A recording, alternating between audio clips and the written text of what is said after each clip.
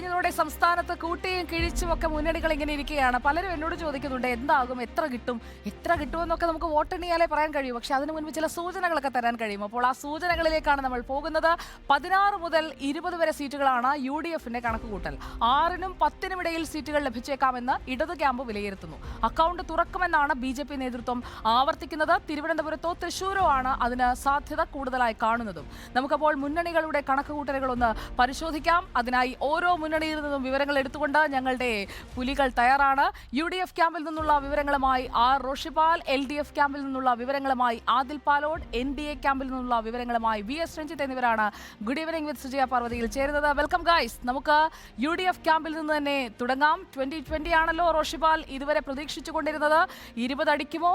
20 അടിച്ചില്ലെങ്കിൽ എവിടെ വരെ അടിക്കാം, എത്ര വരെ പോകാം, എങ്ങനെയാണ് UDF ക്യാമ്പിന്റെ ആദ്യ കാൽക്കുലേഷനായി നിൽക്കുന്നത്? അതോ ഇനിയും കൂടുതൽ കൂട്ടണം എന്നാണോ അവർ പറയുന്നത്? സുജയ, തെരഞ്ഞെടുപ്പ് ഇന്നലെ വോട്ടെടുപ്പൊക്കെ വളരെ വൈകിയാണ് അവസാനിച്ചത്. അതുകൊണ്ട് തന്നെ UDF കേന്ദ്രങ്ങൾ അവരുടെ കണക്കുകൾ പൂർണ്ണമായും ശേഖരിച്ച് കഴിഞ്ഞിട്ടില്ല. എങ്കിൽ പോലും ഇപ്പോഴും 2020 എന്ന ആത്മവിശ്വാസത്തിൽ ഉറച്ചു നിൽക്കുന്നുണ്ട് പ്രധാനപ്പെട്ട UDF നേതാക്കളൊക്കെ. കാരണം ഭരണവിരുദ്ധ വികാരം ഉണ്ടായിരുന്നു, അത് UDFന് അനുകൂലമായി തന്നെ പ്രതിഫലിച്ചു എന്ന വിലയിരുത്തലാണ്. അതിനപ്പുറത്തേക്ക് പോളിംഗ് ശതമാനത്തിലെ ഇടിവ് ചിലയിടങ്ങളിലും എങ്കിലും ചില പ്രശ്നങ്ങളുണ്ടെന്ന ഒരു ആശങ്കപ്പെടുത്തുന്ന കാര്യങ്ങളും ചില നേതാക്കൾ പങ്കുവെക്കുന്നുണ്ട്. പ്രത്യേകിച്ച് ആലത്തൂർ, കണ്ണൂർ അടക്കമുള്ള മണ്ഡലങ്ങളിൽ തിരിച്ചടിയാകും, ആറ്റിങ്ങൽ അടക്കമുള്ള മണ്ഡലങ്ങളിൽ തിരിച്ചടിയാകുമെന്ന ആശങ്ക UDF നേതൃത്വത്തിനുണ്ട്.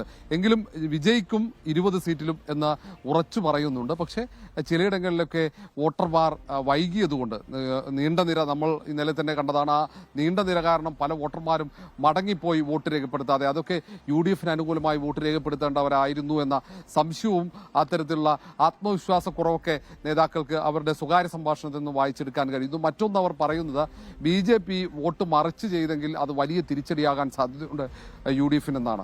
അത്തരമൊരു ധാരണ സംസ്ഥാനത്ത് ഉണ്ടായിരുന്നു എന്ന് നേരത്തെ തന്നെ UDF കേന്ദ്രങ്ങൾ ആരോപിക്കുന്നു. പ്രതിപക്ഷ നേതാവ് VD സതീശൻ തന്നെയാണ് ആരോപണത്തിന് തുടക്കമിട്ടത്. പിന്നീട് അങ്ങോട്ട് നിരന്തരം ആരോപണം ഉന്നയിച്ചുകൊണ്ടേയിരുന്നു. അത്തരമൊരു ധാരണ ഉണ്ടായിട്ടുണ്ടെങ്കിൽ അത് UDFന് തിരിച്ചടിയാകുമെന്ന ഒരു ഭയം ഒന്ന്.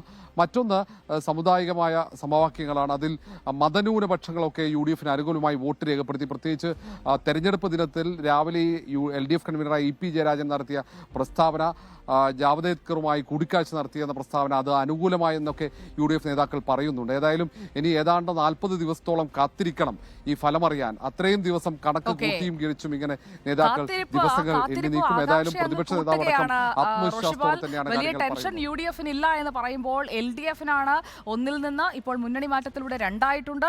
2 കിട്ടുമോ അതോ 2-6 ആകുമോ എന്നൊക്കെയുള്ള ആശങ്കയുണ്ട്. അതിൽ പാലോട് കൃത്യമായ ഒരു മെക്കാനിസം ഇടതുപക്ഷത്തിനുണ്ട്. കൃത്യമായി പോളിംഗ് പൂർത്തിയാകുമ്പോൾ തന്നെ എത്ര എന്ന് അവർക്ക് ഉറപ്പിക്കാൻ കഴിയും. കാരണം ഓരോ ബൂത്തിലും അതിനുള്ള സംവിധാനങ്ങളുണ്ടല്ലോ. UDF ഇപ്പോഴും കൂട്ടിക്കൊണ്ടിരിക്കുന്നതേ ഉള്ളൂ. LDFന്റെ കൂട്ടലും കിഴിക്കലും പൂർത്തിയായോ? എങ്ങനെയാണ് ഇപ്പോൾ അവർ പറയുന്ന പ്രതീക്ഷ?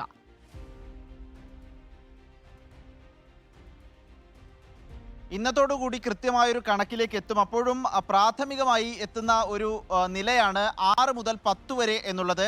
ഇതിൽ ഏറ്റവും ഉറപ്പിക്കുന്ന സീറ്റുകൾ, ഒരു 8 സീറ്റുകൾ ഏറ്റവും ഉറപ്പിക്കുന്ന സീറ്റുകളുണ്ട് LDFനെ സംബന്ധിച്ചിടത്തോളം. CPM മത്സരിക്കുന്ന ആറ്റിങ്ങൽ, പാലക്കാട്, ആലത്തൂർ, കണ്ണൂർ, വടകര, കാസർഗോഡ് എന്നിങ്ങനെ CPM മത്സരിക്കുന്ന 6 സീറ്റുകൾ, CPI മത്സരിക്കുന്ന മാവേലിക്കര, തൃശ്ശൂർ മണ്ഡലങ്ങൾ. ഇങ്ങനെ 8 മണ്ഡലങ്ങൾ എന്തു വന്നാലും ഇടതിനൊപ്പം നിൽക്കും എന്നുള്ളതാണ് LDFന്റെ ആത്മവിശ്വാസം. ആറ്റിങ്ങൽ മത്സരിക്കുന്നത് CPMന്റെ ജില്ലാ സെക്രട്ടറി ആയിരുന്ന V ജോയ് ആണ്. V ജോയ് ജയത്തിൽ കുറഞ്ഞതൊന്നും പ്രതീക്ഷിക്കുന്നില്ല. പാലക്കാട് A വിജയരാഘവൻ, ആലത്തൂരിൽ മന്ത്രി K രാധാകൃഷ്ണൻ. ഈ മണ്ഡലങ്ങളിലൊന്നും വിജയമല്ലാതെ മറ്റൊന്നും സംഭവിക്കില്ല എന്നാണ് ഇടത് ക്യാമ്പ് കണക്ക് കൂട്ടുന്നത്. കണ്ണൂർ, വടകര, കാസർഗോഡ് ഈ 3 മണ്ഡലങ്ങൾ വടക്കൻ മലയുള്ള മണ്ഡലങ്ങളാണ്.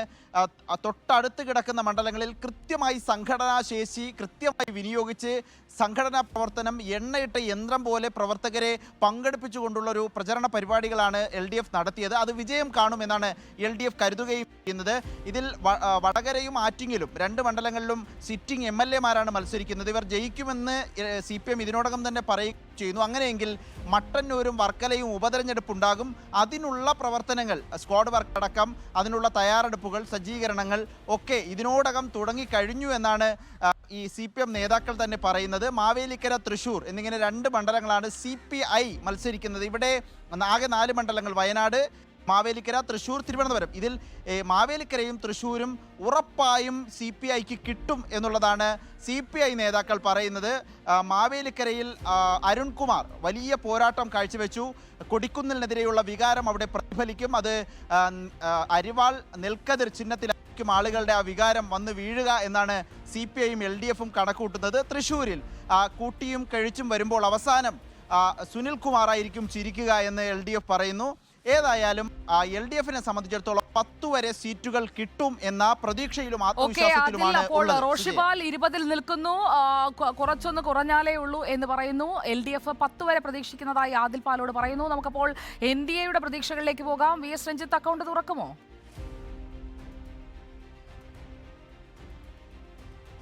ഈ BJP അക്കൗണ്ട് തുറക്കരുത് എന്ന് ആഗ്രഹിക്കുന്നവർക്ക് വേണമെങ്കിൽ സമാധാനിക്കാൻ ഒരു കാര്യം പറയാം. BJPക്ക് 100% ഉറപ്പുള്ള ഒറ്റ സീറ്റുമില്ല. പക്ഷേ BJP അക്കൗണ്ട് തുറക്കണം എന്ന് ആഗ്രഹിക്കുന്നവർക്ക് വേണ്ടി പറയുകയാണെങ്കിൽ 2 സീറ്റുകൾ വരെ BJP ഇപ്പോഴും പ്രതീക്ഷിക്കുന്നുണ്ട്. അതിൽ തൃശ്ശൂരും തിരുവനന്തപുരവും അവരിപ്പോഴും നല്ല പ്രതീക്ഷയിലാണ്. പ്രത്യേകിച്ച് തൃശ്ശൂരിൽ BJPക്ക് സ്വാധീനമുള്ള മേഖലകളിൽ പുതുക്കാട്, തൃശ്ശൂർ സെൻട്രൽ, നാട്ടിക, അതുപോലെയുള്ള BJPക്ക് സ്വാധീനമുള്ള മേഖലകളിലൊക്കെ തന്നെ നല്ല വോട്ടിംഗ് പെർസെൻറ്റേജ് ഉണ്ടായിട്ടുണ്ട് എന്നുള്ളതും BJPയുടെ ആഭ്യന്തരമായ കണക്കെടുപ്പിൽ 30,000 വരെ ഭൂരിപക്ഷത്തിൽ ജയിക്കും എന്നുള്ളതാണ് BJP തൃശ്ശൂരിൽ കണക്കാക്കുന്നത്.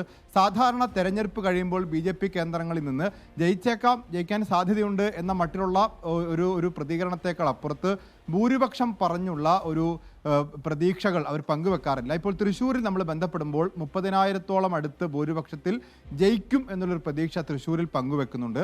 അതുപോലെ തന്നെ തിരുവനന്തപുരത്തേക്ക് വന്നാൽ തിരുവനന്തപുരത്ത് BJP ഈ വോട്ടിംഗ് പെർസെൻറ്റേജ് കുറഞ്ഞതുമായി ബന്ധപ്പെട്ടൊരു പരിശോധന ഇന്ന് രാവിലെ നടത്തി എന്നാണ് എനിക്ക് മനസ്സിലാക്കാൻ സാധിക്കുന്നത്.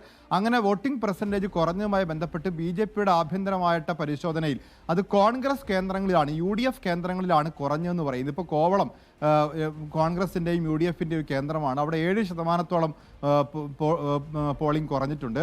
ഇപ്പോൾ നഗര കേന്ദ്രങ്ങളിലേക്ക് വന്നാൽ വട്ടിയൂർക്കാവിലും അതുപോലെ കഴക്കൂട്ടത്തും തിരുവനന്തപുരം സെൻട്രലിലൊക്കെ പോളിംഗ് കുറഞ്ഞിട്ടുണ്ട്. അത് കോൺഗ്രസിൻ്റെ കേന്ദ്രങ്ങളിലാണ് വോട്ടിംഗ് കുറഞ്ഞതെന്ന് പറയുന്നു. ഏതായാലും BJP അനുസരിച്ച് തിരുവനന്തപുരത്ത് കോൺഗ്രസ് കേന്ദ്രങ്ങളിൽ വോട്ട് കുറഞ്ഞു. അത് രാജീവ് ചന്ദ്രശേഖരന് അനുകൂലമായിട്ട് വരുമെന്നുള്ളതാണ്. പക്ഷെ അവിടെ ഒരു ഭൂരിപക്ഷത്തിന്റെ കണക്കൊന്നും പറഞ്ഞ് അവകാശവാദം പറയാൻ BJP തയ്യാറല്ല. അപ്പോഴും 2 സീറ്റ് എന്ന പ്രതീക്ഷയിൽ BJP നിൽക്കുന്നു.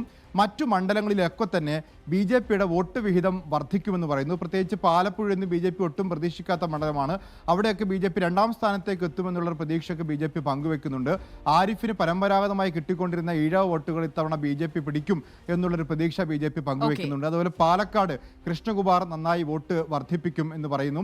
ആറ്റിങ്ങൽ മണ്ഡലത്തിൽ V മുരളീധരൻ നല്ല പ്രതീക്ഷയിലായിരുന്നെങ്കിൽ കൂടി V മുരളീധരനും വോട്ട് പിടിക്കും. പക്ഷേ ജയത്തിലേക്ക് എത്തുമെന്നുള്ള കാര്യത്തിൽ BJP കേന്ദ്രങ്ങൾ വലിയ ആശങ്കയിലാണ്. ഏതായാലും ശോഭാ സുരേന്ദ്രൻ പിടിച്ച അത്രയും വോട്ട് പിടിച്ചില്ലെങ്കിൽ അത് V മുരളീധരന് വലിയ നാണക്കേടായിരിക്കും. ഓക്കെ, VS രഞ്ജിത്താണ് വിവരങ്ങളുമായി നമുക്കൊപ്പം ചേർന്നത്. അപ്പോൾ 20-ൽ 20 പ്രതീക്ഷിക്കുന്നു. UDF 10 വരെ കിട്ടുമെന്ന LDF 2 വരെയാണ് ഇപ്പോൾ BJPയുടെ പ്രതീക്ഷ എന്ന VS രഞ്ജിത്തും റിപ്പോർട്ട് ചെയ്യുന്നു. നമ്മൾ